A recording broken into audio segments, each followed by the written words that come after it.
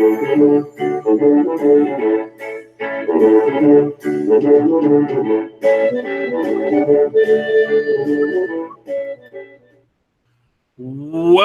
to episode number 58 of About the Cards podcast. Tonight's live tonight on YouTube, as always, with my host at Junkwax Twin, Stefan Loeffler, at Our Trading Cards, Ben Wilson, and I'm Tim Shepler at Big Shep 79. We're a podcast by collectors for collectors. Hoping to bring you a smart, insightful podcast about card collecting. We're live every Wednesday at 8 p.m. Pacific, 10 Central on YouTube. You always follow us on Twitter at About the Cards. We're available on iTunes. We're now available on Podbean as of last week. Stitcher, Overcast, YouTube. So that should all be worked out now, so you shouldn't have any issues getting episodes. Check out our website, aboutthecards.wordpress.com. We have a couple of new reviews that will be posted after the show tonight. And we have a special guest with us at Beans B Card Blog, because I got to get it right, Ken Kinsley. He is of beansbaseballcardblog.com and Beckett Fat Pack fame. Good evening, Ken. How are we doing? And we can't hear Ken. I didn't mute him this time. He's not muted. Does we get Ken coming back? Can you hear me? There we go. There he is. It was me. My bad. It's all right. Must have accidentally hit that button when I put them on or off or something. No but anyway, hello everybody. Welcome to the show. So we got last week we had the Midwest Bureau, and this week we have the Texas Bureau and the Cali Bureau. So probably the two most opposite states you could find to ever hang out together are hanging out. I mean, shouldn't y'all just move to Texas? I mean, you guys have open offers. I like the barbecue though. The barbecue could get me there, just based on that alone. I mean, I use the smoker quite often, and we have good monthly card shows. All right, well, that's awesome. Hey, Ben and Steph, how are you fellas doing tonight? I don't really care that you're on the show. Because we finally got Ken on the show, and it's been a dream of ours. He was on the very short list. I think that list is almost gone now. So yeah, I dream about Ken being on the show every night. Actually, I wasn't sure where that was going, and it probably won't. Yeah, stop being in his dreams. Yeah. The one thing is though that Ken's we're gonna might see him fall asleep during the show because normally he checks out 45 minutes or so into the show. So 45. I think you're giving me a little too much credit there. You're more like 20. But I do go watch next morning every day on YouTube. So we start off with a little sad news. So former MLB pitcher Don Mossy passed away. He was 90 years old. He won the 1954 World Series with the Indians. He had one of the most famous baseball cards ever. And you might not know the name when I say it out loud. But Steph's going to pull up the photo here. This might be one of the most iconic cards. I bought this card for $2 one day at a card show just because of the iconicness of it. I mean, he looks like Thumper. Is that what his name is? Boomer, Bomber, whatever the mascot is for the A's now. Stomper, the elephant, because of the gigantic ears and the big eyebrows, and he looks like someone's grandpa. I mean, and he was, and his grandson posted a nice thing about him. But I just real quick as we start the show, name another famous card without a superstar on it. We always think of the 52 Mantle, or we always think of the T206, Cobb. So think of another famous card that doesn't have a quote superstar on it. So you have the Don Mossy naturally, but then you also have players like Wally Moon with his unibrow. Okay. And Dick Pole with his 75 tops. Well, what about the Oscar Gamble traded card with the fro? Sure. Right? The huge. It don't be like they say. What's the phrase? They don't think it be like it do, but it do. Something to that effect. And as we said, we stole this link like from that Oscar Gamble ball, though. Well, then you have some of the ones in '84 Fleer, Jay Johnstone, and Glenn Hubbard, and a few of those that are maybe a little more familiar to some of the younger collectors out there, just because it's a little bit more recent. But yeah, the Mossy definitely falls in line with a lot of those fun cards that, at least those ones were designed that way. The 84 Fleer ones, he just happened to have Or, large. as Doug A said, the Billy Ripken 89 Fleer. Right. Yeah, Billy Ripken didn't do anything to speak of. I mean, obviously, Well, besides being related to Cal, and yeah, he had the last name, and then of course it's an iconic card. So, but yeah, Don Mossy, is definitely a fun addition. Rich Klein says the 88 Tim Flannery surfboard card. Sure. yeah, Tim Flannery's an interesting character, by the way. What about Royals great Hamlin, Bob Hamlin with his the card name says tag. Bob Hamlin. Not 95 Pinnacle. Yeah. 96, somewhere in there. I think it was 94 or 5, the year that he won the Rookie of the Year. What was that guy, Oscar Azakar, that had a couple of different interesting ones? One where he's like holding, where he's holding a bat between two balls. there's that, and then he had another one surprisingly too. Oh, that's the Hamlin. Okay, I remember that now. But yeah, he had that Azakar or Azokar, however you say it. He had another one that was pretty interesting. Okay, like real that. quick. Bob Hamlin and Chris Olds, were they separated at birth? Right. I'm just saying that photo, like you put Chris Olds, you put a little goatee on that guy, and the white shirt. I miss Chris. Chris Olds there. So, Rich just mentioned one that I was just thinking of as well. The 52 Topps Gus Zernial, where the 6 balls are attached to the bat. Yep. But then again, these cards we're talking about are either done by design or whatnot. This guy just had interesting features. Yeah. Lowell Palmer's 70 Topps with the sunglasses that Pat Neshek recreated this year. Sure. So, Billy Martin's middle finger card. Also, today is the 36th anniversary of George Brett's Pine Tar game. Love George, and Billy's funny enough. We mentioned Billy Martin there. He's the one that caused all that problem and ended up counting as a home run. And so I just love that video and made him famous for added to his popularity as being the best third baseman of all time. Really quick, the past few weeks we told you about a new service called Replin, and they've been sponsoring the show, and we really appreciate that. And Replin actually helps sellers build their personal brands online without high fees by allowing you to sell in non-traditional marketplaces like Facebook, Twitter, Instagram. And a lot of people started using it for sports cards. It's pretty simple. You sign up with your PayPal login credentials, and you get a customizable profile page where buyers can pay you through PayPal goods and services. You also can connect various social media accounts, import your eBay feedback, and quickly ramp up your reputation. Because no one likes getting scammed online, so it can show what kind of seller you are. Replin even has their own feedback and reputation system so you can keep growing that reputation as you go. And it allows you to sell in other marketplaces where you might not have a reputation yet, and you can bring your current one with you. They've recently launched Replin Marketplace, which is a cool way to browse items that are being sold on Twitter when you tag @onReplin. I have a profile. You can check it out at replin.com/TBS Sports Cards. I have a few things up there right now, mostly supplies from Ultra Pro, which are really good deals. And we have it linked on our channel in the video. And if you want to check it out on your own, you can actually go to replin.com, or they have apps for Android and iPhone. So check those out. And we might have the CEO on next week in 2 weeks to hang out with us without the show next week. So the week that was, guys, last week's releases, Topps Living Week 71. Card 211, Charlie Morton of the Tampa Bay Rays sold just over 2,600.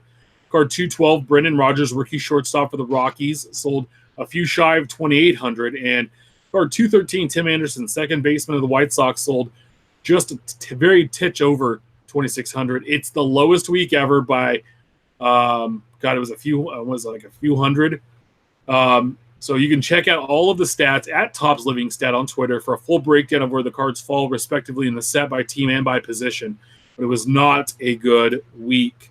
Mm-mm. So you guys, we weren't surprised, right? No, I guess Go ahead, Tim Anderson didn't exactly make any bat flipping motions, so his cards didn't sell much, and you just have two underrepresented Rays and Rockies cards. Yep. Rogers just got injured and is out for the year, so that knocked him down probably a little bit. But as we've mentioned many times, It's just an underwhelming set probably moving forward. It's just going to be propped up by, a Guerrero here and a Mike Trout there, somebody that, if they ever were to get a Mantle, for instance, if they were able to license that. Other than that, this is kind of what we're looking at now. It looks like everybody's going to be around that 25 to 2,800 figure. Yep. I mean, you guys absolutely nailed it last week. I remember you guys saying that it was going to be just a poor week, and there it was. Yeah, it might be a little different this week. Also, last week, we had 2019 Topps Allen and Ginter, which we're going to talk about later. 2019 Panini Donruss Optic Baseball, 2018 Panini Opulence Basketball, and 2019 Panini Elements Football. We hit a hot off the presses this week's new releases. Topps Living Week 72, Card 214, Mr. Padre, Hall of Fame outfielder Tony Gwynn of the Padres. Card 215, Oscar Mercado, rookie for the Cleveland Indians. And card 216, Starling Marte, outfielder, Pittsburgh Pirates. I'm so excited because I tweeted out earlier, Gwynn, for whatever reason, as a young kid when I lived in Kansas, was my second favorite player to George Brett. And I didn't know why. I just liked Tony Gwynn. I saw his 87 Topps All-Star card, and for whatever reason, he clicked with me. And then finding out what a great person, and he was a great player, don't get us wrong, but what a great person he was off the field and how genuine and of a guy he was, really just kind of made me feel even more better, made me feel better about him. I lived in San Diego for a while after he retired, but all the stuff he did in the community and all the restaurants that he owned a bunch of fast food chains to help, and he would help underprivileged kids get their first job and get job skills, out there. And just a really, really great guy. And sad that he left us way too early. And I remember that day I was in the Starbucks parking lot, and I heard on the radio, I broke down. I was just devastated that he was gone. It was way, just too good of a guy and too much of a baseball purist for us to lose that young. But there it is. Let it's alone to be as card. Talented as he was. Well, yeah, he got drafted in the NBA. He went to San Diego State on a basketball scholarship, not even a baseball scholarship. So imagine that. He was a point guard. So it's kind of crazy. Anyway, so that's this week's Topps Living. We also have 2019 Panini Certified Football coming out this week. $225 a box. $125 a box. 10 packs per box. 5 cards per pack. The breakdown is you're going to get 1 freshman fabric signature, 1 additional autograph, 2 mem cards, 10 inserts, 3 parallels, and 2 rookies and/or rookie parallels. There's a 240 card base set. First year players are numbered to 399. Freshman fabric signatures have always been a staple in this brand, and they've also added. They also have fabric of the game signatures, which are numbered under 199. And new this year, they have the superb swatches that have come out, which are just giant swatches. And so some great stuff coming out from Certified Football. It's really going to be rookie and hit-based product by Panini as we get into the baseball seasons, the football season, as we have camps opening up this week. And next week, my favorite show starts, Hard Knocks. Love it. It's going to be a good one with the Raiders and all the Raiders ridiculousness around Gruden and Brown and Burfict. Well, and Montez Burfict and Antonio Brown in the same locker room. It's going to be – you couldn't have picked a better story. I mean, you talk about, made for Hollywood. Yeah, it's like Ben versus a box of Krispy Kreme. It is. It really is. What it is it's like me in a room full of people on Facebook that want to talk about the valuation of cards. And they always use it's worth what somebody's going to pay for it. It's exactly what Hard Knocks is going to be like. So what you're saying is I shouldn't charge $20 for 2 1985 Mark McGuire's. In good condition, $20 for a pair of them is not bad. It's not bad for a pair of rookies. Son of a gun. Panini's busy this week. 2019 Panini Ultimate Collection Baseball dropped as well. $260 a box, 1 pack per box. Ultimate Collection? Immaculate Collection. I can read. I got learning. I went to Chico State. $260 bucks, 1 pack per box, 6 cards per pack. You're going to get 6 autographs and/or mem cards in your box break. This year's Immaculate is bypassing the traditional base cards, and there's a new configuration that's all autograph and mem card based. So The rookie patch autographs are still the most sought-after cards in the product. They include on-card signatures. I'm bringing up the pictures there. On-card signatures as well as prime pieces of gear. The product has a similar prospect patch autographs as well. Look for Immaculate Jumbos. These deliver a massive relic piece on the front, and the materials come from a various of sources like nameplate letters, batting gloves, and cleats. I saw today with Mojo, they pulled a 1 of 5 Griffey, and it was right there. If you see this right here, they have the Franklin, the Velcro thing. This is Franklin. It was Ken Griffey Jr.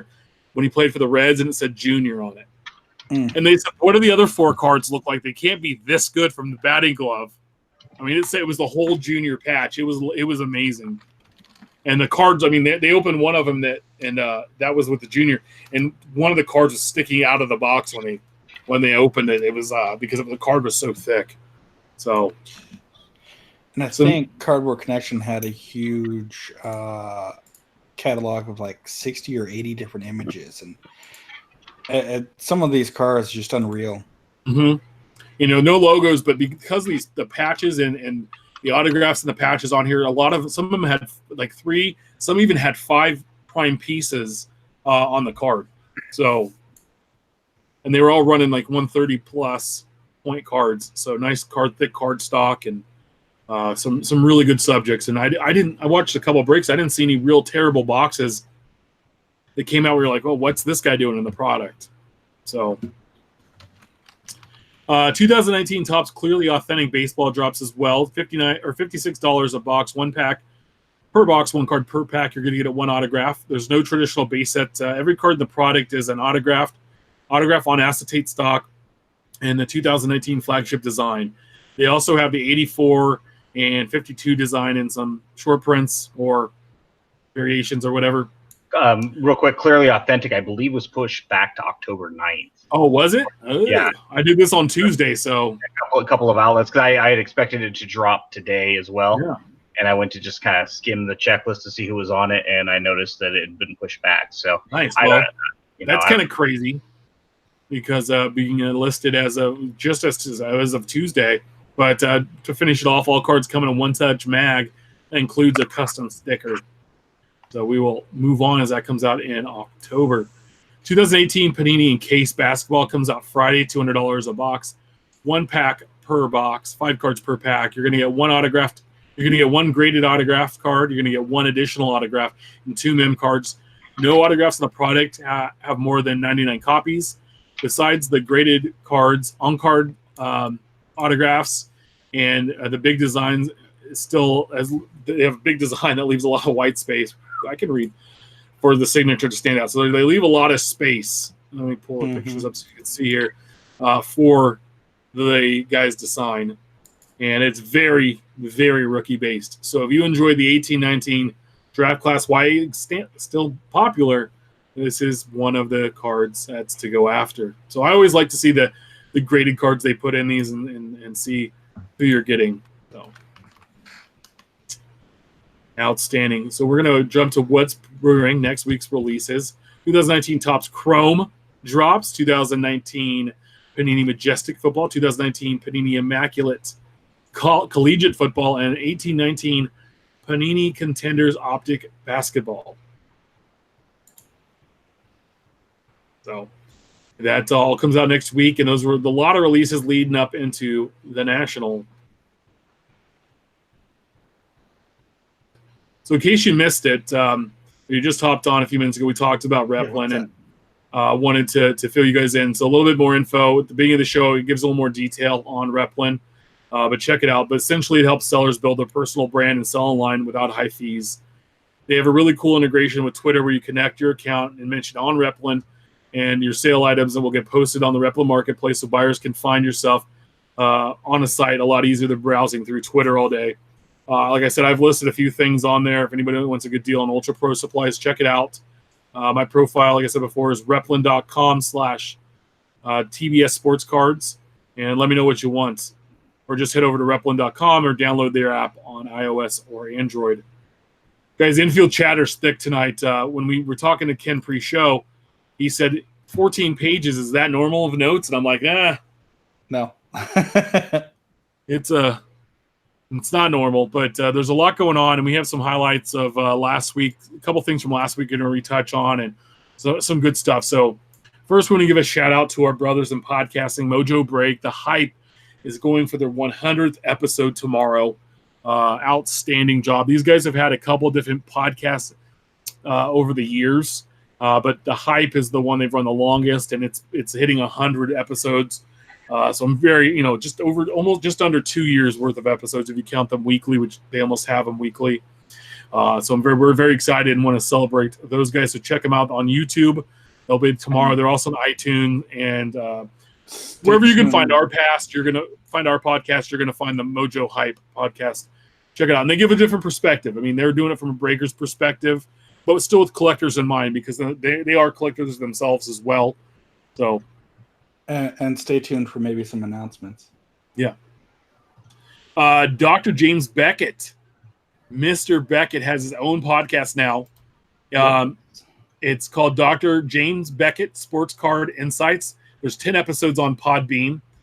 Dr. Beckett coming out of retirement, telling stories covering sports cards, their past, future, price values, based on his 6 decades of extensive experience. Shorter format podcast addressing players and issues. So our buddy Uncle Rich has been on a couple of times. He talks about like three episodes there. 3 or 4. 2, and I think he recorded one day. Yeah, and then an origin how he got started collecting. And these are all running, I want to say they were all around under half an hour. So check it out. And they're doing there's an episode 4 then and now, the National Sports Card, the Sports Collectors Convention with Rich. So that's the one I'm going to put on tonight as I'm doing some stuff around the house. Sure. So I've listened to every one other than the Tom Brady one, and that really he sticks to about 15 minutes. I mean, it's a quick in and out, a quick daily. Yeah, it's the only thing is you were saying about putting it on while you do something. Your something might be longer than the episode. Well, right, and he's been trying to do them every day so that he can toss out a quick 15-20 minutes. Hey, here it is. Here's my thoughts on this subject, and then he comes back tomorrow with something else. So basically it's like a blog. It's a daily blog, just a video audio version, right? Right, kind of like your preview before the show here. Hey, here's 5, 10, 15 minutes on a subject and roll out. And it's something that I've been looking forward to. Being in Dallas, you hear rumors of this and that, and starting in April, it's like, no, but I really want to get into this. And now that he actually has them out, it's nice to see. And some of them are pretty good listens. I enjoyed them so far. So if you're traveling this next week and you need something to listen to, download these besides our show. Make sure you listen to our show with some great listens here and get you pumped up the big week ahead. So is that Jeffrey Dean Morgan's auto? This is an article by Ryan Cracknell of Beckett, our buddy. We love Cracknell. Probably, I would say, genuinely one of the nicest guys around. I mean, besides, if you take out even the Canadian part of it, only to you. So, but I did see a minor update. They think that it's Jeffrey DeMunn, fellow Walking Dead cast, Jeffrey DeMunn. Yeah. So there was a tweet out earlier that said that I paid 50 euros for this boxed auto, random auto, and I'm so happy I got Jeffrey D. Morgan. And it was a tweet, and then Morgan comes back and says, "I'm 86% or 87% sure this is not mine." And Morgan also tweeted that the article's really good that Brian put out, but he summarizes everything. He tweets back that he's worked with Topps before, and he knows their thing. He goes, I can get sloppy when I do cards for Topps. I take a bit more time. Generally sign my entire name. I never signed Jeff D. Moore. And so, that's when they thought it might have been an autograph from another guy, but he never signed for Topps. He only signed for Cryptozoic, the old guy that drove the RV on Walking Dead. Dale.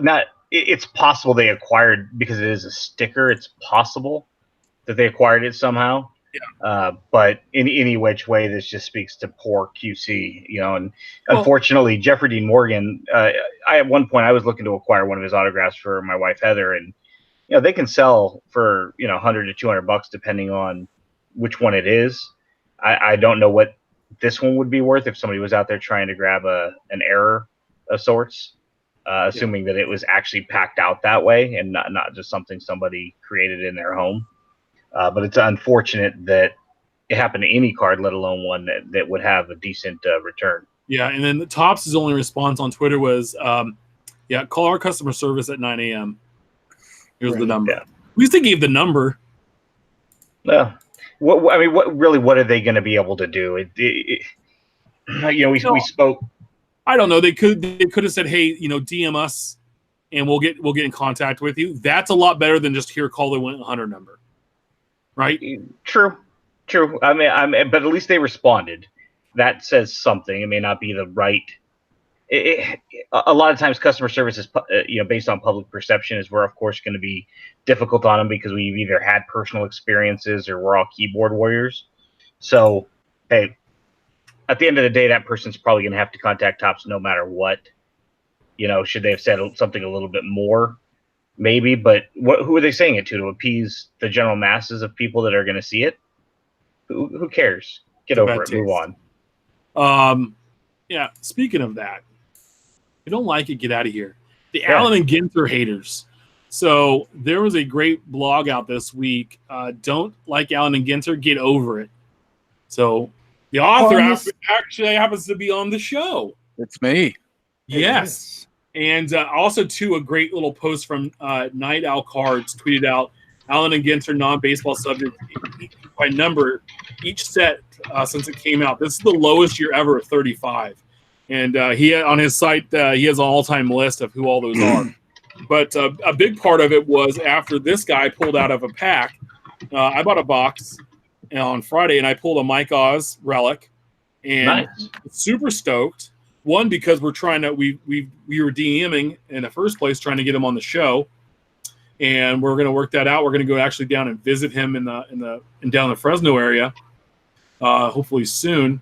But he opens baseball cards with baseball related people all the time, and they're amazing videos.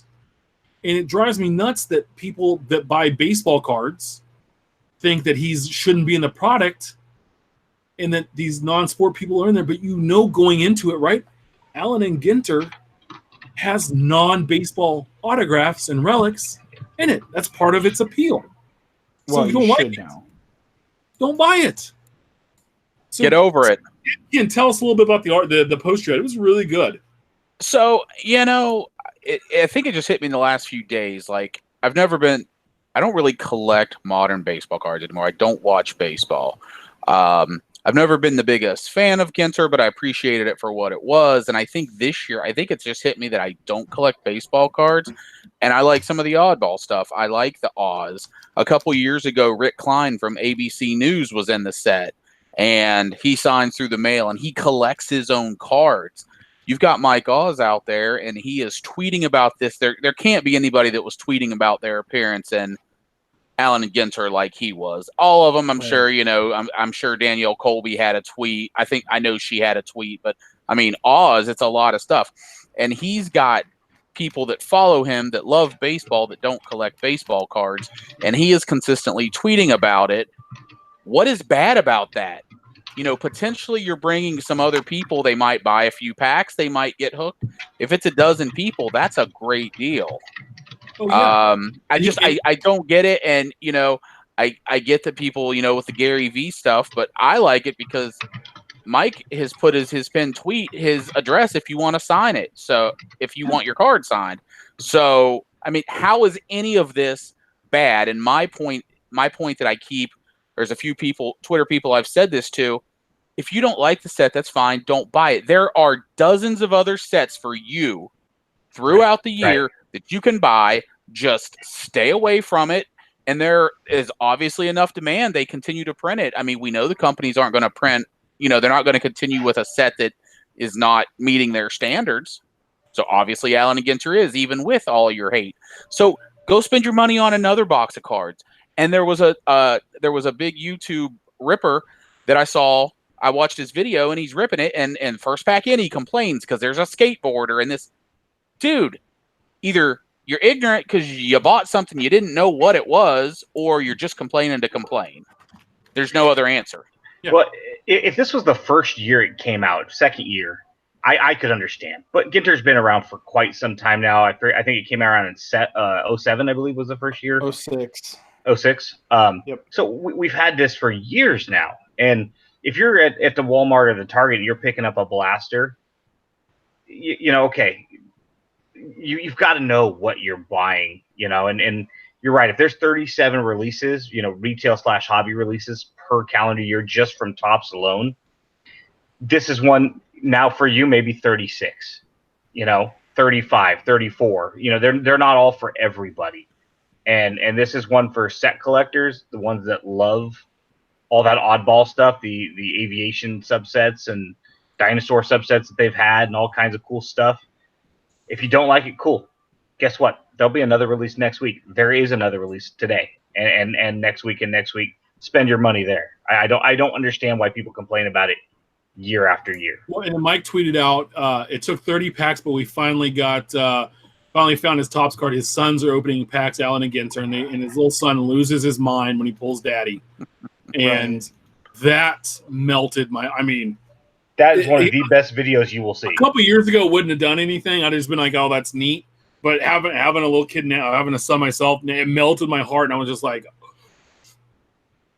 that's it, man. I'm not, I tweeted to Mike, I'm not crying, you're crying. Yeah. Right. You touched my heart. Just the excitement in their eyes about cards in general. Yeah. We've been there before as little youngsters, but for him to be able to pull out, or both the boys to be able to pull out cards of Dad makes it even better. Yeah. Yeah, and so no, it's fun. One of my favorite. He did one with George Brett, which was really good. But the one with Pete Rose is amazing. If you've seen that, Mike actually, when we were redeeming back and forth, said he's going to send me some game or some video used cards that they opened the cards from the packs. So when I get that package from him, we're going to give some of those out and give those away from his show. So I'll let you know when those come in. I'm excited. He's a super nice guy, and he's a good friend of one of our listeners. Even better. So, yeah, some good stuff there. And one quick correction. He said it was the most the least that Topps had a non-baseball. Least. He apparently can't math because 33 and 34 are less than 35, but we'll let it slip. Carry on. And that's stuff. And real quick, we've blocked Mike Summer from being on or listening to the show based on the fact that he was eating what was those Japanese beetles? Japanese beetles out of his garden. I mean, who does that? Yeah, so he is no longer allowed to listen and consume the show or be on the show based on that. It's like right now my wife's probably in the backyard eating peaches off of our peach tree. Those are consumable items. He's going out there picking Japanese beetles. I just want to know what's going on in Illinois that's what they have to eat. And it's Illinois. Yeah. I've got him as a friend on Facebook, and he posted it up there, and a lot of his friends are like, save me some. So apparently it's a delicacy in the Midwest. Yeah. If you lived in Illinois, you'd do crazy things too. Yeah. Like collect the Cubs. To that, there's also some fun stuff with Alan and Ginter. They're wrong birth years. So Abel in Vegas at Daily Sports Cards on Twitter. According to the internet, Roger Hornsby was born on April 27th, 1896. And looking over some of the Topps Alan and Ginter I opened, card number 384 has Hornsby's birthday as 1996. And also someone else tweeted out that their son pointed out Babe Ruth was born in 1995. So that makes them prospects. Those kids are going to be good someday. The Yankees have a young, or the Red Sox, I guess, have a young Babe Ruth coming up. Yeah, that puts them at 23, 24 respectively. Yeah. So does that bother you, like on something like this? I mean, it's a typed out birth year. So they probably, thought, no one's going to be in the sets born before the 1800s or 1900s started, right? So. Well, and that's probably what happened. Just laziness while they were editing. Hey, this player was born in 1996. This player was born in 1997. This player was born in 1993. This player was born in 100 years before we actually put and went to print. Yeah. But in a set like this, going back to the point we just made, if there's somebody there that said nobody in this set should be born in 1896, shame on you. because of the inclusion of all of, Bitcoin last year. There's an egg card this year. It's just an eclectic set, and it's going to have people that were born. I mean, Ginter, Ken's a big, tobacco type guy, and I don't know if you have any Allen and Ginter stuff from the late 1800s, but that's what this set honors each year. Right. Yeah, I don't. I mean, here's my thing. I'm a realist, and I'm not an economist, but I am an analyst, so I mess with numbers. Let's be honest. As much as these guys read, they're 99.9999, and how many more nines can we throw on there, right? And of course, are any of us 99.99999% correct in our job? So it sucks. You wish it wouldn't happen, but at the end of the day, I'm not going to lose my mind over card. That's all I ask. Yeah, I'm not going to lose my mind over it. And let's be honest, I can't say that I look at anything on the card backs other than the card number anyway. I was just going to say the same thing. Like Topps Now comes out and it says what happened in the game. I get the Topps Now in the mail. I catalog it and I stick it in a binder. I mean, I don't know how many people would have noticed the birth date. Who's really looking at the birth dates? It's cool that somebody noticed. Well, so, what it was, and it also too was a kid. So I mean, I used to read card backs like crazy as a kid, and that's part of it. So it kind of makes you wonder. In previous years, this would have been contemplated whether it was a hint towards the Ginter prize set that they would do, but with that gone, this is kind of shocking. And depends on what kind of program they use to input this information. A lot of times, if it's a cut and paste type thing, or next. I'm not putting that on the screen there, Steph. I don't want your weird porn on the screen. Well, what I was going to say was, cards aren't made like this for the most part anymore. So if it's just some text differences, right? I found that in a Facebook group, and I was like, oh, this is going to turn Steph on in ways that only. It needs you to get it. I would pay the $10 for that. Yeah, Steph's like, what do you want for it? And I forgot to respond to let him know it wasn't mine, but I could have held that at ransom. It's a cool looking card. That is awesome. I'm sure it's sold. Well, I sold it to Rich, and of course he mentioned, well, that's Gene Larkin. Of course, Rich. Which one of his guys that he collects? The Larkin or the Fernandez? No, the twin is Gene Larkin. Sure.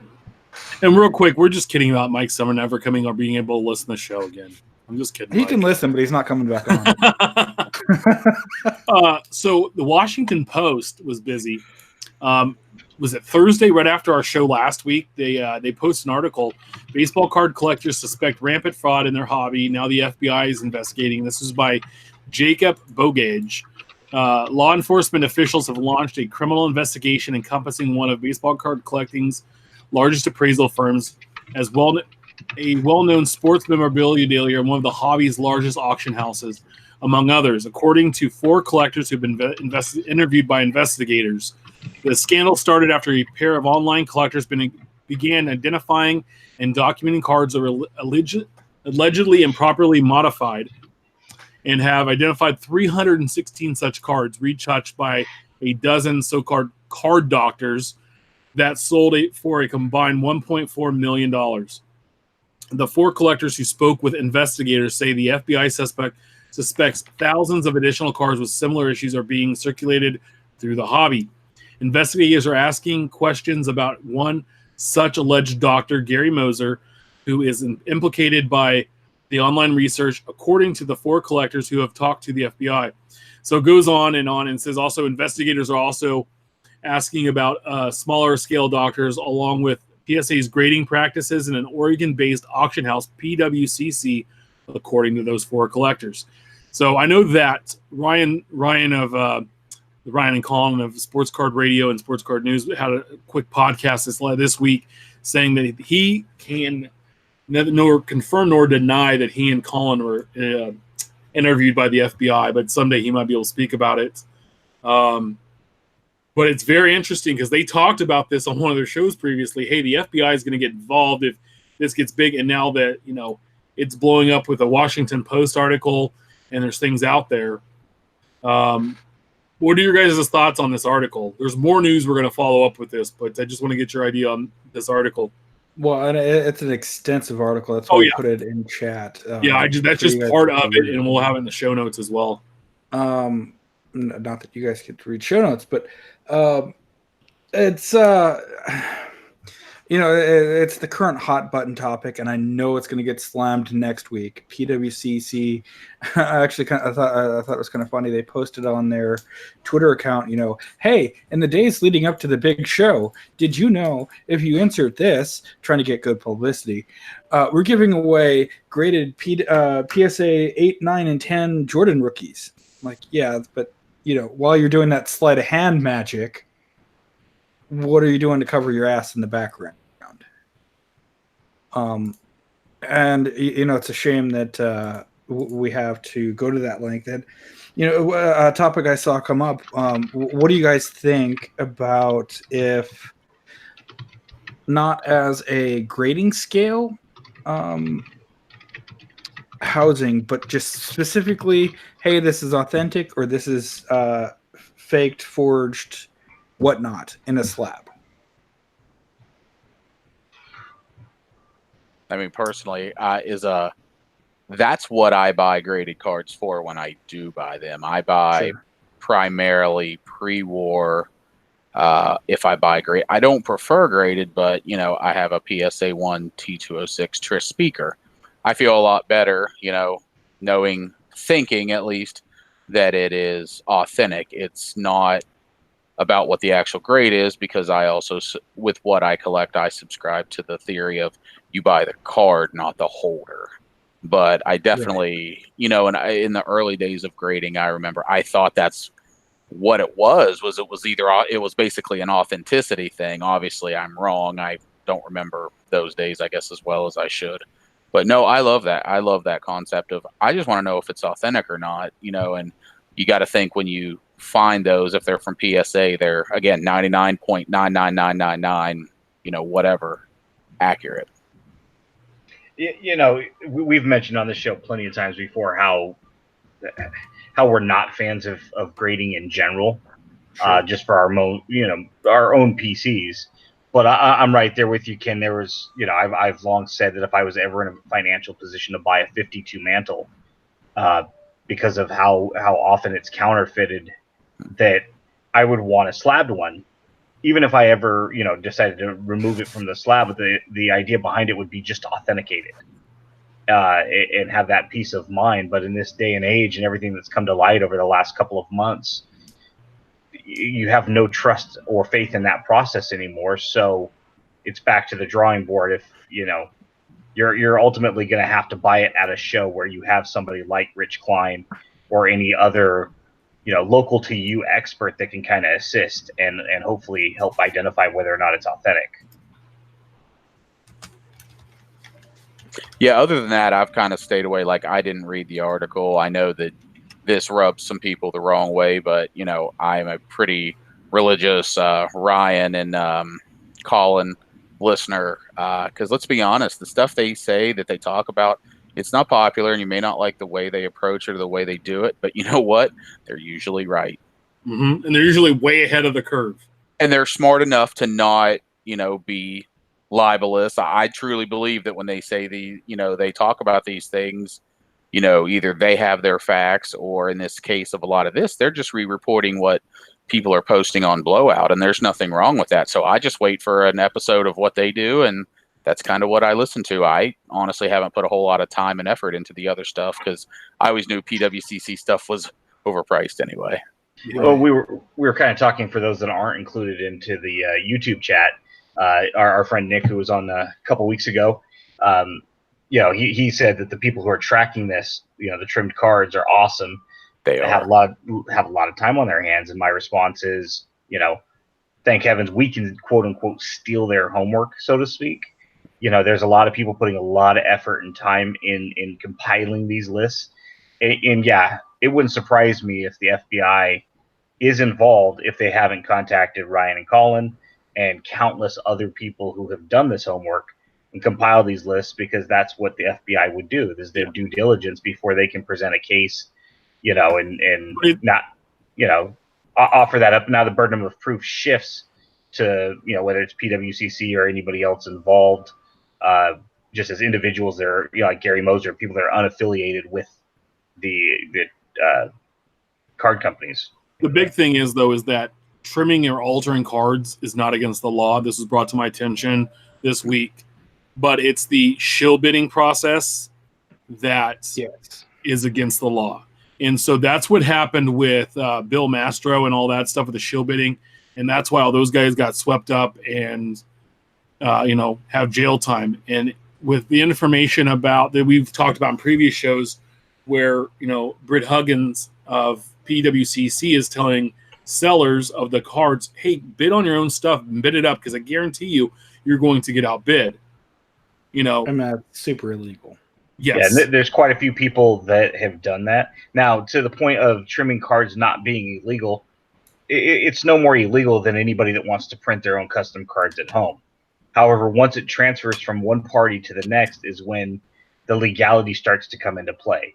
If I'm at home right now and I trim a card and I sell it to any one of you guys and I say, listen, this is a trimmed card or soaked card or altered card, in any way, and you're like, okay, I'm okay with that. And we make a transfer of funds, an actual transaction where money has transferred hands, although that might not be legal, the issue is what happens when you guys now go to sell that? If you don't disclose that information that the card has been altered, at some point that chain of command is going to break. And now people are selling a trimmed card as authentic. And, when you get into the situation where it's now being graded as non-trimmed, non-altered, that's when you start to get into that gray area. And my quick question is how do these card companies grade a trimmed card as a real card? Because you would think there's some kind of a measuring process to make sure it was the right size. And when you remove material from a card that's supposed to be a certain size and it's less than that, then the card shouldn't have a perfect grade because it's not the same size the rest of the cards or the way it was supposed to be produced, right? No, well, but just as Ken said earlier, in a perfect world, we don't make any mistakes at work. But if someone thousands of cards, if someone slams PSA or Beckett or whoever with thousands of them at a time, and one of them is miscut or slightly trimmed, or in essence trying to defraud someone by altering it for future sale. We have examples of hundreds and almost there's 316, and they think there's more than that. And that's where the workload comes in. But see, that's just an excuse, because the next step of the question is when we have other people like our friend Brent Williams saying that he was approached, in the past by the more you submit, the better grades. We can guarantee you can't guarantee me a grade. Right. You cannot guarantee me when you have no idea what I'm going to submit to you. So how are you offering grades? So in other words, when you start to compile, if you're in the position of, say, the FBI, and they're starting to put this together with this, and all of a sudden that case grows organically because there's more moving parts than just one. Yeah, you give PSA or Beckett 1,000 cards to grade. One or two might slip through the cracks just because, they've got to do it where they're only looking at these cards for a very small amount of time, seconds, not minutes, and they're moving on to the next. It's different when you're all of the other stories together starts to weigh down the whole dynamic. Well, our buddy Darren Rovell tweeted out a poll earlier this week. He was an Allen Ginter one year. After trimming cards, bad grading, and inside jobs, how good of an investment do you think the sports card market will be in the next 5 years? There was 8,908 votes. The three options were great, decent, and horrible. Great came in at 5%, decent at 18%, and horrible came in at 77%. So, his thing's hitting a whole market of people that are outside of sports card collecting as well, but also people in the hobby. I think this is a sore spot, and it's going to get, worked out, ironed out. Something's going to happen as of this, but sure, we will see. I just thought it was an interesting poll. Kind of a loaded question in that he's giving all of these negatives and then asking about it. But, and as you guys can see, my answer. I think that the graded market's definitely going to take a hit. but the sports card market itself isn't going to do bad. It's not going to be like it was in 1990, sure, but it's not going to tank to 1996 either. Well, my question to Darren and all 9,000 people that responded, I responded myself, is define the word investment, Right? because that has varying definitions. So I think he means buying a card for $1, being able to sell it for $20 in some period of time. If we're correlating it to the stock market, is it going to appreciate in value? But that's also very generic in the sense that the assumption is people are only in this market for investing. If you're in it for the hobby, like Stefan was saying, it's not going to tank. It's not a bad reflection on the hobby as a whole for collectors. It's just it's going to change. So yeah, if you're trying to hop in to piggyback on Gary V, like, hey, this sports card hobby is going to be fantastic and it's going to grow and get in, and all these shoe guys are going to hop in and start flipping this stuff because the inventory is infinite, or so it seems. Yeah, it's probably a bad investment at this point until we know what this is. But in the meantime, that shouldn't deter anyone from collecting and buying what they want for their personal collection. That shoe game thing is crazy. So the StockX founder is going to be at the National with Gary V. So I kind of looked into it a little bit, and I checked out the website. I have a pair of Air Jordan 1s, but they're low, whatever, and they're just kind of like the ones that came out like 4 years ago. My wife bought me for like $100. If I'd kept those brand new in the box and not worn them like I did because I loved them, I could sell them for $300 right now. Hell, I bought a pair last week, and they're on the site for $150, and I only paid $100 for them. Damn near thought about selling them. But and just interesting.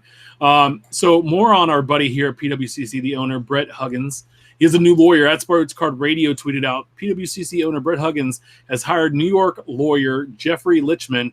In a statement on the Net54 website, Lichman says Huighens has been cooperating with the FBI. Past clients include John Gotti Jr., Fat Joe, and El Chapo. Mm-hmm. Darren Rovell also tweeted out the same thing as well. Those are a good group of guys to get in. So Lichman actually is a collector himself, and he's on the Net54 website and the forums as Calvin Dog. And here is his post. I'm going to read it. So it's very interesting. So just give me a sec. I hate to do anything that might stop endless speculation and attacks, but I figured I should post anyway. Yes, I'm representing Brent in this investigation, and yes, this is after I bashed him for years on Net54. And no, I'm not suggesting that I'm representing him, because every person deserves assistance of counsel in all criminal cases and investigations as guaranteed by the Sixth Amendment, even though they do. No, I'm doing it for the money. My baseball, and no, I'm not doing it for the money. Right. For the money, baseball card hobby related income is about 1% of my total income over the past 10 years. I've represented dozens of people in the hobby, some civilly and some in connection with criminal cases and investigations.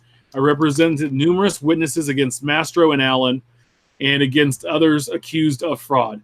And each and every representation, I've cooperated with the client with FBI, helped them in their prosecution against others, and assisted them in non-public ways. Since I began representing Brent, he has been cooperating with the FBI, and he's reached out to people who purchased altered cards from PWCC and refunded money, and is providing all documentations from his dealings with any and all hobby dealers and consigners. Unlike Mastro, where those defendants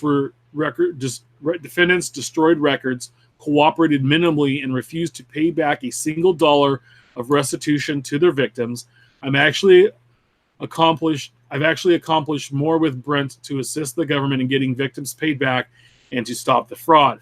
This is why I decided to take the case. After consulting with the FBI, in addition, Brent and other dealers have agreed to put money into a restitution fund to refund money to people who have purchased altered cards years ago, well past the statute of limitations time period, even though they're not required to do so by law.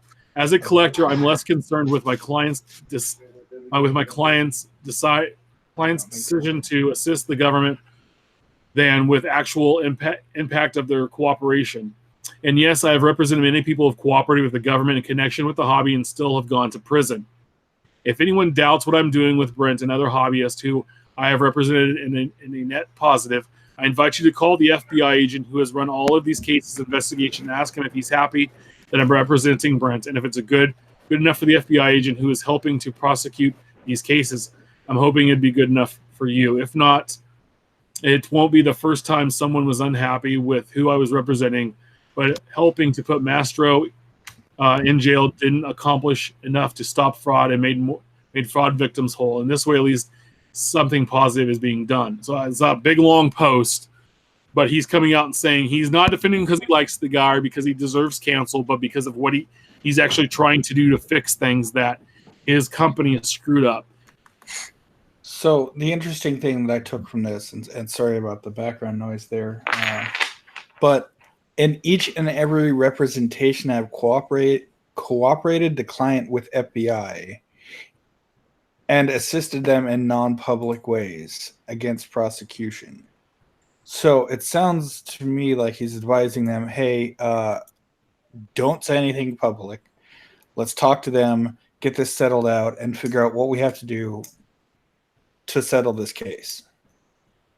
And I know that, and as he mentions, these two do not agree normally, so that he's taking them on as a lawyer put stature to the type of lawyer that he's lawyering up, let alone the people that he's represented in the past.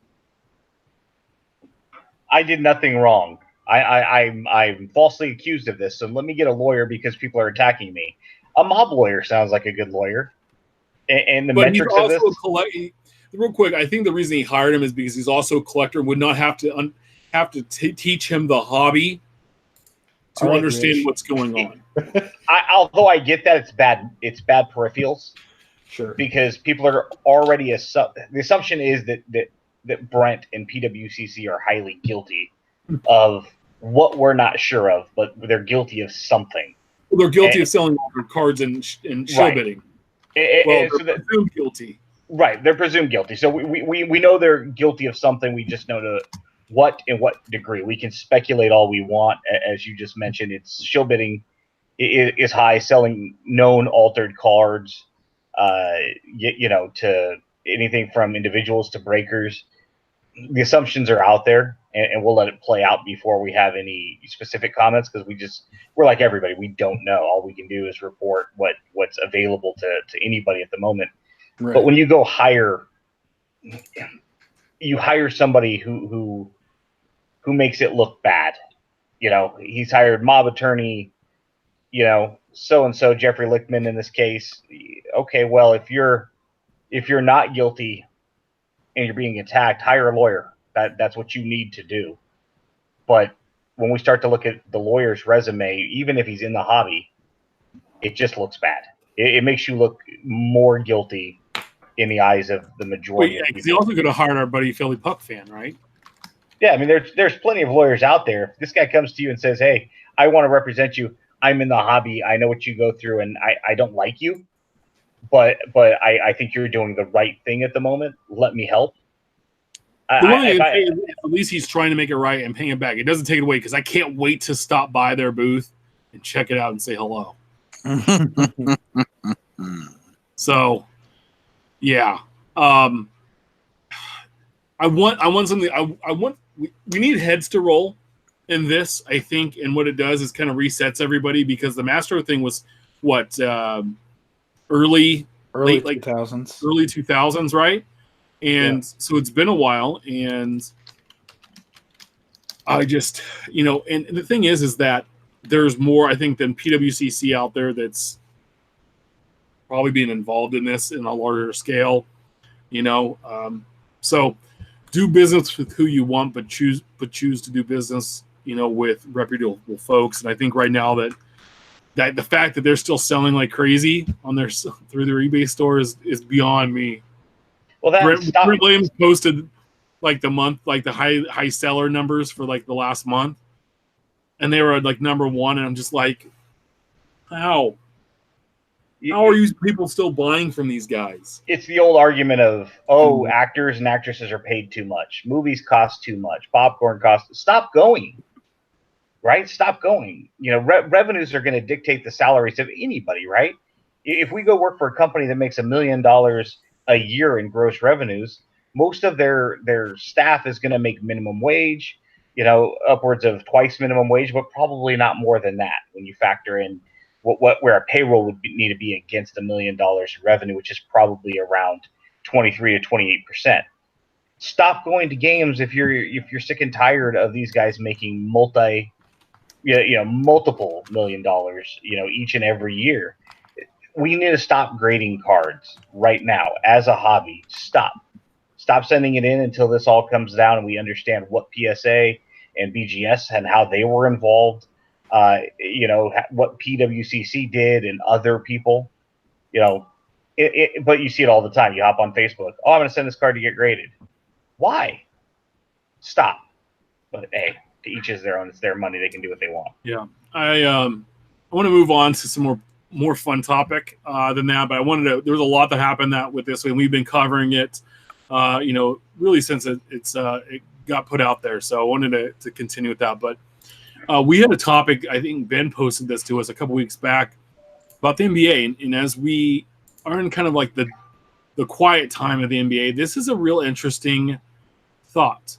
Ben asked which NBA players from the past two drafts, so 17 and 18, guys have played in the league, would be good investments, and guys that we kind of tilted this that aren't like so like from the 17 draft, like Lonzo Ball, De'Aaron Fox, Tatum, those guys, or from the 18 draft, talking about Luka and Trae Young and Kevin Knox and those guys there. So Ben, who are your two picks, shockingly, but who are your two picks for these two guys that you think would be, quote, good investments from the last two drafts? Yeah, the idea behind this, just to kind of to follow up on it just for a second, is if you have $20, $50, $100 to spend and you want to go out and grab a bunch of cards, as many as you can under that umbrella of a guy, if you're going out to go grab a Luka, a $100 bill is not going to get you very far. And so we wanted to go a little deeper on the checklist, guys that might not have yet broke out. So from the 2018 draft, I chose two homer picks, both from the Spurs. 2018, I chose Lonnie Walker. 2017, Derek White. I think both are completely undervalued. Both have, the tutelage of Popovich and that organization. Derek White showed in the playoffs last year some ridiculous. His potential is there, and Lonnie Walker, was entering his second season. You're going to see a big progression from him as well. They were both drafted, I think one at 16 and one at like 24, something like that, in their respective drafts. But what's going to end up happening is DeMar DeRozan's going to leave that team. LaMarcus Aldridge might leave that team, and you're going to usher in this next wave along with DeJounte Murray and a lot of these youngsters. And these guys potentially could be, maybe not Kawhi Leonard, but, all-star type players. And right now, if you're looking for good investment, somebody you can put away for a rainy day and gobble up a lot of stuff, both those guys should be high on your list. Yeah, Lonnie Walker was the 18th pick in the 18 draft, and Derek White was the 29th pick in the 17 draft. Yeah, and both guys were at least Lonnie Walker was rated higher on a lot of big boards, and he fell and he fell and he fell. Like so many of the Spurs players throughout the years, guys like Tony Parker and even Kawhi Leonard had dropped when Indiana selected him, and we flipped a really good player in George Hill. One of Popovich's favorite guys. We traded because we needed a small forward. We didn't need a point guard because Tony Parker was still healthy and young enough. And I use those guys too as kind of an idea for anybody listening. Those are the type of players that the whole question and the idea behind was asked about. These guys that are under the radar that might not be household names yet, but in a couple of years they might be. Steph, who are your two picks? So I don't nearly have as long of a long-winded statement as to why I chose these. I'm not much like you guys aren't a hockey fan and environment, and and with the exception of Ken, even though he's misguided on his team choices, him and his wife. But I didn't make a mistake. I didn't make a mistake with my wife. Come on now. Talk about Steph. Come on if now. anything, it was me because she's mean and beat. She's a Stars fan. Fuck Norm. Whoa, easy cowboy. I like Norm. Go Norm. Not the one that you're thinking of. But no, so I contacted a few of my buddies that are basketball fans, and naturally they tried to push me on Luka and a couple of the other super major names. But I went with, and I'm surprised you didn't copy it from the DM into the group. Didn't see it. It's there. Shh, let it happen. Sexton and Jackson Jr. And I figured that they're probably good picks and that I've heard of them. So, hey. They're both in the same draft. It says 2017 or 2018, right? I said one from each, but hey, no big deal. You could read. So those are two good picks. And both Ken and I were hoping Jaren Jackson turns out, because we found out last night as we did a little test to make sure we could have him on that we both have a Jaren Jackson Prism Silver. Yeah. Touchdown. Hey. Oh, let's go Jackson Jr. So, Ken, who are your picks? All right. So I'm mad at Steph because he stole my line about me treating basketball like you and Ben treat hockey. I mean, I literally had that queued up and he stole it. So I'm angry. So, and it's funny, you talked about 17 and you rattled off some names, and the guy that I chose was actually one of those because I know nothing about basketball. But I chose Lonzo Ball, being that he went from major market, LA, down to Memphis, where he's not going to get quite the exposure. Now, I know that his dad's going to keep him in the limelight and all that, but what if he gets traded to 3 years from now to Chicago or to New York? You know, there may be a downward because he's in Memphis for a little while. I don't know. I don't know if the guy's actually that good or not, but I'm just going with the theory of going from big market to small market and maybe back to a big market. So I don't know. So on 18, I'm going to use the Steph strategy where if it doesn't involve your teams, it doesn't exist. And I'm going to pick, he's now with the Suns, but I'm going to pick Javon Carter, who played at WVU. Only because he's a point guard and he's not an offensive point guard, but he's a defensive point guard. And I've got to wonder if maybe going against the grain a little bit, he could forge a solid career as a backup. I don't know. Like I said, I don't follow basketball, but I know he was a defensive first team All-American, I believe. But yeah, he is a defensive point guard. So, maybe as that second point guard, maybe he can make a long career because he can shut down somebody. Well, and Phoenix needs a point guard. In fact, a lot of people were surprised they didn't draft one. I suppose if you don't have your guy on your board when it's time to pick, right? But playing alongside Devin Booker, I don't necessarily think Phoenix needs an offensive point guard. They just need somebody who can distribute, and being a defensive stud would play well on a team that has a lot of offensive-minded players. Well, thank you for helping me with that because I didn't know any of that because it's Thanks basketball. For the layup. No, but even Lonzo Ball, you're right in the sense that his cards might depreciate in value now that he's no longer in LA alongside LeBron. He might be forgotten, and he hasn't had the strongest career. I mean, he's had some flashes, but this is I think a make or break here with him playing with Zion. So yeah, so he could be a guy that you could probably buy low. Some people are starting to offload some of his stuff, so it's a good call. It's definitely possible that he fits into that more underrated now. Yeah.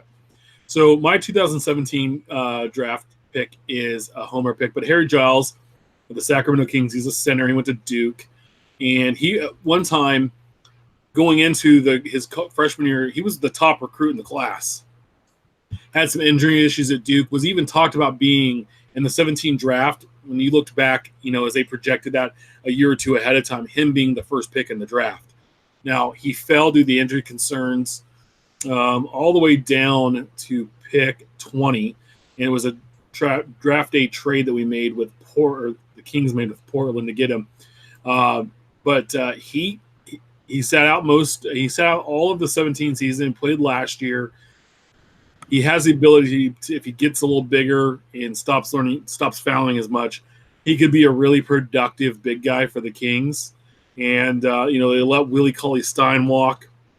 They signed a couple of veteran centers, but their plan is for Giles to be the future. And if the Kings take off like the way I believe that they are working towards, he could be a huge part of that. Was that Terry Steinbach? No. I'll just mute myself. Thank you. My 2018 pick is Mitchell Robinson of the Knicks. He's a 7'1" guy that was taken in the second round by the Knicks. Interesting stat line. He's played about 20 minutes a game last year. He averaged 7 points, 6 boards, half of an assist.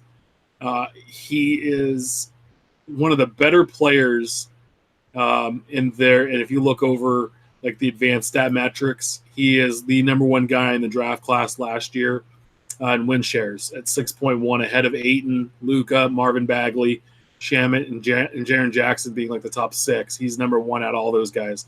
He's very underrated on a team that doesn't have stars. They missed out on all the free agents, and they signed a bunch of NBA guys, But I have he blocks shots. He's a big guy, and he's in New York.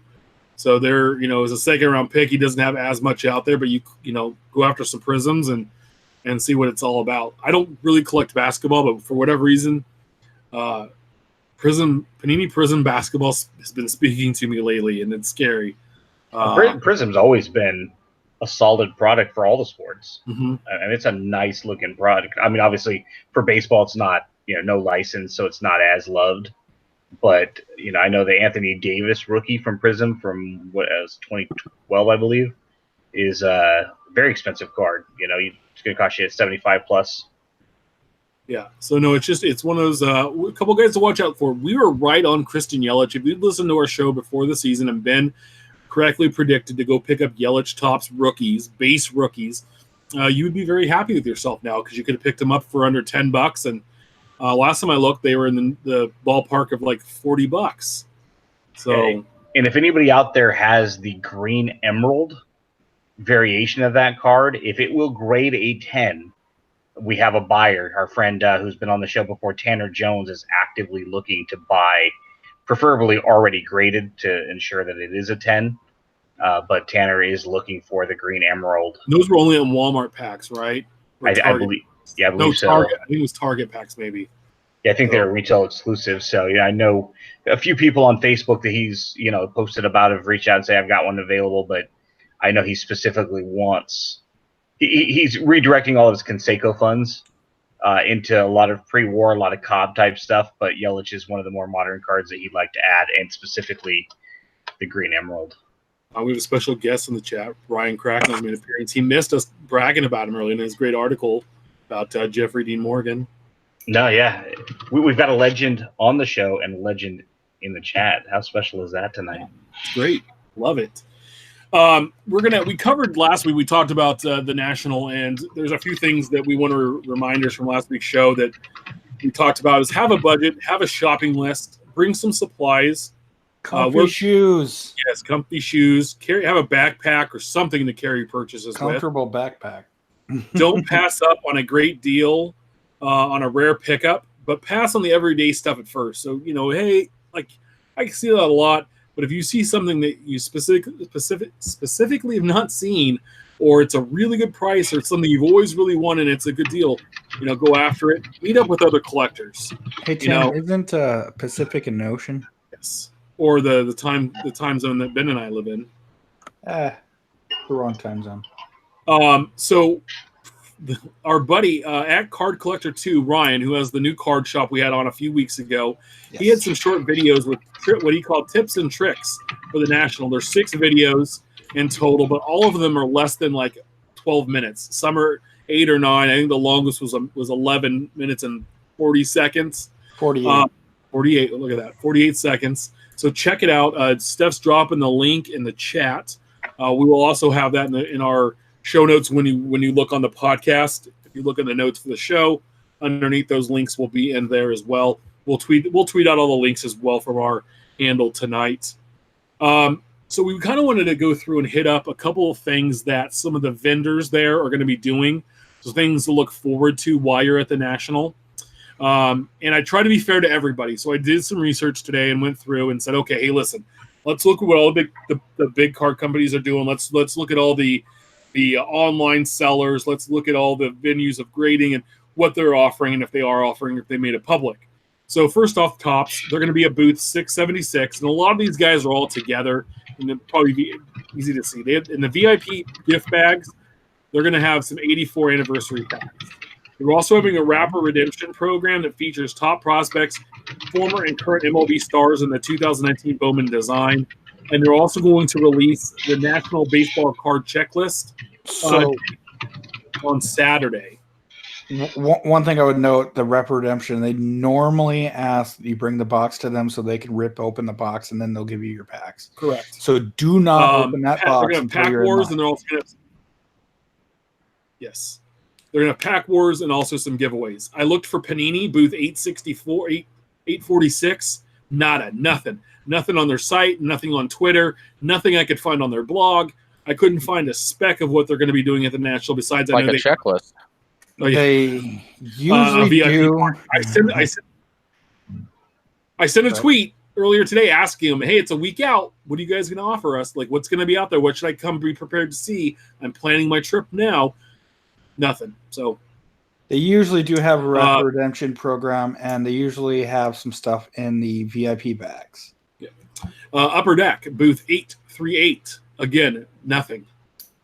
I didn't see. Deal. Yep, nothing. Leaf, our buddies at Leaf. I'll mention them on just because I was mentioning the other three brands. They're booth 864. I'm going to stop by and say hi and see if I can get some of the redemptions and make sure the employees don't get them. They have 4 cards in the VIP bags: Harrison Ford, Steph Curry, Wander Franco, and Kyler Murray. They have 3 redemption programs, all done at their booth. So the first program is what they call box level. You open a box of 2019 Leaf in the game Sports or 2019 Leaf Pop Century, and you receive 1 pack of 1992 Leaf metal cards. Program 2 is a case level. You open a case of those same products, and you receive 1 pack for each box plus a 1-on-1 autograph. The third program is you open 2019 Leaf Metal All-Americans Bowl Football, Hobby or Jumbo. Open a case of the product. You will receive a 2019 National Sports Card Collectors Convention bonus box with 12 autographed cards, all numbered to 2 or less. They only made 50 of those boxes. So interesting. Some product they're trying to push. Blowout at booth 854. Get all of your redemption needs from Blowout, their corporate booth. At the Redemption Center, their staff will be on hand to answer each and every question that you have regarding the various 2019 National Redemption programs. So they're going to be selling the products that you can go take to these redemption, like Topps Rapper Redemption programs. They'll also be carrying every single product that will be eligible for those redemptions. So they'll have them there. Dave and Adams, booth 842. I couldn't find anything from Dave or Adam, what they were going to offer. Probably something very similar, I would assume. Steel City Collectibles, booth 652. $100. Every $100 you spend, you earn a raffle ticket. And some of the prizes are a Zion autographed Duke jersey, Randy Moss autographed helmet, Pete Alonso autographed baseball card, Cody Bellinger autographed hat.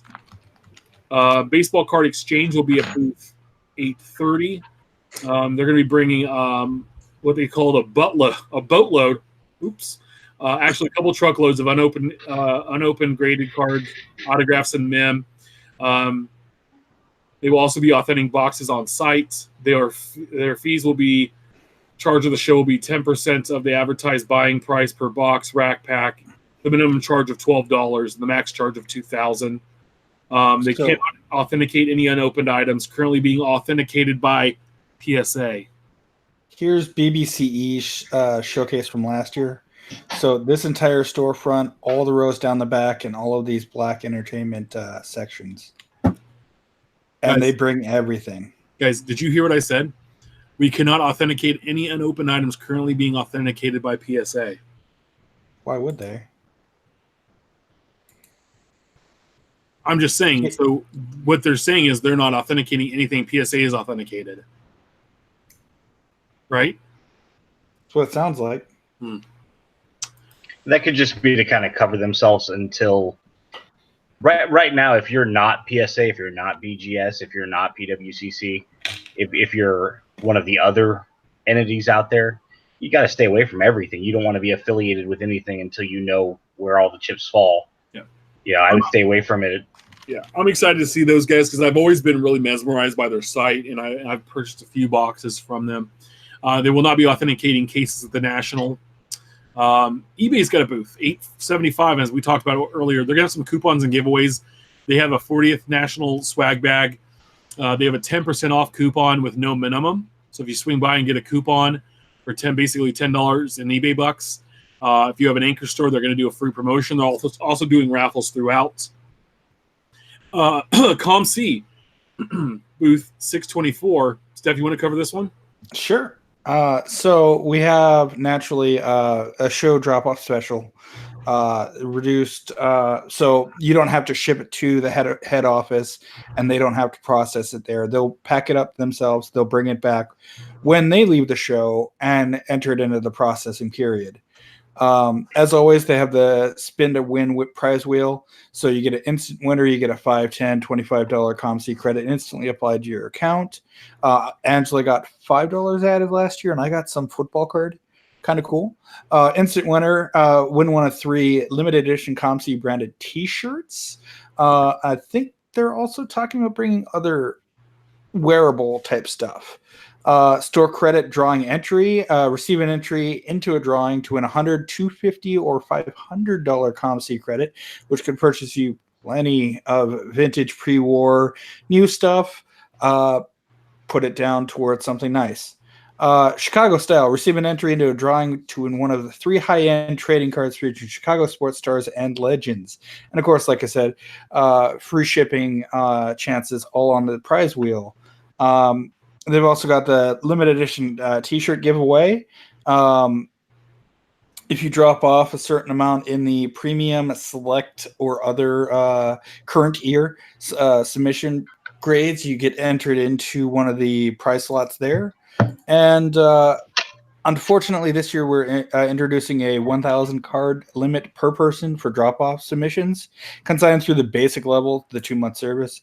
That doesn't count towards the higher level, higher tier, faster return stuff. It's just so that we're not shipping back, 80,000 cards that someone brings in, off their show table and dumps everything off. That way, one, we get it done faster, get it processed quicker. It's up on your inventory, and hopefully we get some better stuff up. So, kind of cool. Yeah, they're also having an Instagram night, trade night, and they're actually the official sponsor of the Instagram trade night, and it's hosted by Ryan Card Collector 2, which a guy we've had on the show is doing a great trade night promo with Instagram and ComC. So that'll be neat. I think that happens Friday. Stay tuned for another announcement regarding them. Yes. PSA will they have a few booths, 1436, 1224, 1228. They're going to be doing on-site grading. They also have PSA's national grading competition. Test your grading skills and win money. 2019 National Sports Card Convention's fancy promo cards. So if you join the Platinum Club, you get a set. Create your own trading card. You get your own T206. And they have the PSA Jordan a day giveaway. They're giving away a graded Fleer Jordan rookie every day.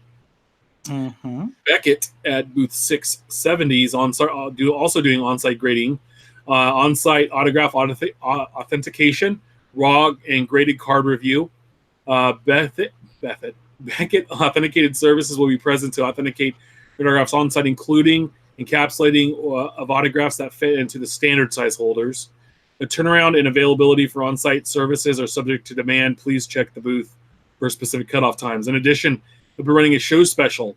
So if the signers sign to the show, they're going to charge you $10 for any autograph obtained at the show. For $10, they will authenticate it, and it's you just have to show proof the autograph was purchased there.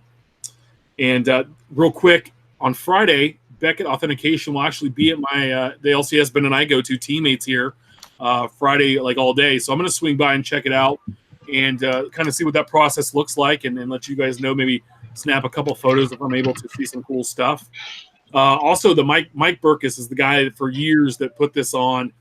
We lost him a few years back, but they renamed the main stage to the Mike Burkus stage. I love it. They're going to be doing breaks there. And so some big breaks that the Nationals put out there is Topps is doing one Wednesday at 6:30. Onyx 2019 Vintage Collection baseball free case break will be Thursday at noon. Panini's doing a grand case break on Saturday at noon. Upper Deck's doing an Ultimate Collection break Saturday at 2 p.m. So a bunch of fun stuff to check out. I found all this information either through the company's website on their Twitter or on the national page. They have a great map that shows you where all the vendors are, who's going to be there, all the sports card dealers that will be there. Beep, beep, beep, beep. Late news. Kraken will pop it in with the 99% sure the Beckett scavenger hunt is back. Not sure on the full details. So in years past, what they would do is you'd have to go to a different booth and either just ask for the card, or sometimes they'd have you spend X amount and you get a little magazine site, a card that has the magazines, different iconic magazines of theirs. And if you got a certain amount and brought them back to the Beckett booth, you get something special, a promo, or a discount on submissions or something to that effect. So stay tuned, I guess, for more details. That's awesome. I'll publish an article. Yeah, that's awesome because I have one of those cards, and it's actually the Shohei card where Brent Williams is at the top, and I actually had him autograph that Beckett. I sent it to him when that came out. So you had Shohei auto it? No, not Shohei. I don't care about his autograph. I have Brent Williams' autograph. What do I need Shohei's for? So some cool things. Steph kind of mentioned that since the two of us are going to be there, we are doing Steph and I are going to be on the Mojo Hype podcast on Thursday, and we're doing a half-hour show. And then on Saturday, I don't know if Steph's coming with me, but I believe he will. We're going to do. I don't mind. Yeah, we're going to be on the Fat Packs podcast with Eric Norton. And Friday, we have a special person we're going to talk to. We do. We are going to talk to my boss, the co-owner of ComC, Tim Getch. Should be a good interview. We got him on for, I think, 40 minutes. Yeah, they doubled up. They said we could have more time with him being with the podcast. So we're excited about that, to get to know that. So some cool things. But, we're right at an hour and a half show. That's awesome, guys. I appreciate Ken for coming on. So, Ken, tell us just a little bit. Give us some background. We didn't hit this right off the show. We jumped right in. So, about your blog, I always see that you tweet out lots of blog information and posts from everybody else. So, give us an idea. Let us know about your site and what you're doing there as well. So before I do that, though, I had one additional tip. I tweeted it out. I stole it from Facebook. It's funny but true. Make sure you're wearing deodorant if you're going to be there, and maybe have some extra in your backpack with you, because stuff happens, guys. Come on, but let's not act like cavemen. But anyway, if you sit at the dime boxes, make sure you wear your Depends so you don't have to get up and leave the box. You can just do your business and do your business. No, in that case, if you're at my table of my dime boxes, I would prefer you go take care of things. I will hold your cards for you while you go take care of things. No, yeah. So my site's beansballcardblog.com. I started writing for a WVU football site. I was writing for them 5 and 6 years ago and stopped, and discovered I kind of missed writing a little bit. So started doing a little bit of blogging, and haven't been as active lately, but hoping to get more active as things in my life are starting to calm down. Sometimes it's just my YouTube videos, because I also have a YouTube channel, Beans Ball Card Blog. Sometimes I'm just opening mail. Sometimes I'm opening packs. Today I opened 6 of the hanger packs of the Allen and Ginter for fun. Looks like you did pretty well too, huh? Yeah, I mean, well, each of the hanger packs has 3 6-card packs. In those packs, you get 1 mini, and then there's 5 of the gold border minis that are only available in those packs. So that's why my mini stack was pretty substantial. There were 30 of the golds alone, so I guess I ended up with like 36 minis. Nice, if my math is right, which I don't know at this time of night if it is or not, but something like that. So yeah, I did those for fun. I've kind of, like I said, I've taken to Ginter this year, and I like the minis. So, I'm not trying to get rich on opening them. Just have some fun with them. Yeah, Ginter's fun. But yeah, so that's my site, beansballcardblog.com. Sometimes, I write more opinion pieces. I wrote the Ginter piece you talked about. Sometimes it's just posting my mail days, just all kinds of random stuff. Hopefully some people will check it out. And then I'm most active on Twitter at beansbcardblog.com. You had mentioned, I think that's where you were going. Like, when as time allows, I'll go through. I have a blog roll, and I'll go through and share others' blogs. Just, for people if they just want something to read. So I've got a blog roll of like 350 blogs or something like that. And I'll just go through, and the ones that put the share button on there, I will share their blogs. If you have a blog, use a template that has a share function. Just common sense, guys. But anyway, Right. so that's what I do. And, I'm not in it for the money. I'm not in it to flip. I'm just in it to have a little bit of fun. And I've been doing it for 32 years. So. And where can we find you next month? You can find me. I'm assuming you mean setting up. Yes, that is the picture right there that I stole it from Facebook and then moved it over to Twitter. But yeah, we have a big local show, the Dallas Card Show, third weekend of every month here. I've been setting up the last couple months. Next month, it's actually a 3-day show up in Allen, Texas. Right across from my work. Side note, Allen High School football field. Look that up sometime. But anyway, so I'll be set up with a 3-day show there. I can't remember what the exact dates are, but it's the third weekend, Friday, Saturday, Sunday. So I'll be setting up there with dime boxes and dollar boxes. That's me. And that's me. No, we really appreciate because, I first started following you after I heard you on the Beckett podcast. It was a while ago, like years ago, when you were on, and just love the fact that you were out supporting other blogs and getting other people's information and stories out there. I thought it was such a great idea. So it was always very exciting when I found out that you listened to our show and you were hopping in, and then you know all that stuff, and we started interacting more. And you've sent me some really awesome, some surprise mail days and stuff, and we've done some good things back and forth, and so I appreciate that. And I don't know. I'm very humbled to have you on the show tonight. So, it's awesome to be on, and maybe we can do a collector's thing where we can talk a little bit more about what we do, not just what I collect, but maybe what you collect, because that's one of my favorite things about this hobby is I am fascinated by what people collect and why they collect, and why especially. I agree with you. Yeah, the why, because each of the three of you. To be honest, Tim, the fact that you collect two different baseball teams is in a way unique. And I understand why you do that 100%, but not everybody collects like that. You have somebody, he collects A's. Ben doesn't collect two teams. He only collects A's, but he is so dedicated to that's what he collects, and he doesn't spend his money on other things.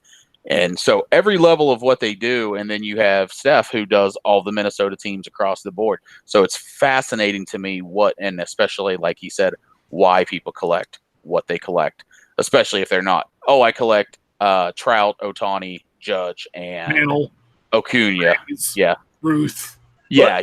I like the people that are their own people, so to speak. They don't collect what everybody else collects. I collect Lynette Woodard cards. I do collect Ruth. I'm just not active on it. No. Well, and then there's somebody like you, Ken, and I don't collect modern anymore. I'm going to collect tobacco, and to get into that and why you made that decision. So we definitely should probably schedule a collector spotlight. Yeah, I want to do that. Sure. And get into a few more things about why tobacco and the fact that it's not just baseball, it's other things in tobacco and really cool racing cards and everything else. Yeah. Yeah. A cool Facebook group that Ken got me involved with, Tobacco Row. A lot of knowledgeable people there, and a whole different, like you have like that pre-war tobacco era card collectors. And then you kind of have your modern day guys, and then you have your prospectors. Right. And it's so interesting to see how even there's subgroups underneath those and how all those fit in. And it's awesome. That's why I love talking to as many different collectors as I can, and we can get on the show, because it broadens that horizon, because somebody might not know about tobacco cards or what to look for, how to collect. And Kim might spark them to go, hey, I need to get one. And then two. And what you said, no two collectors collect exactly the same.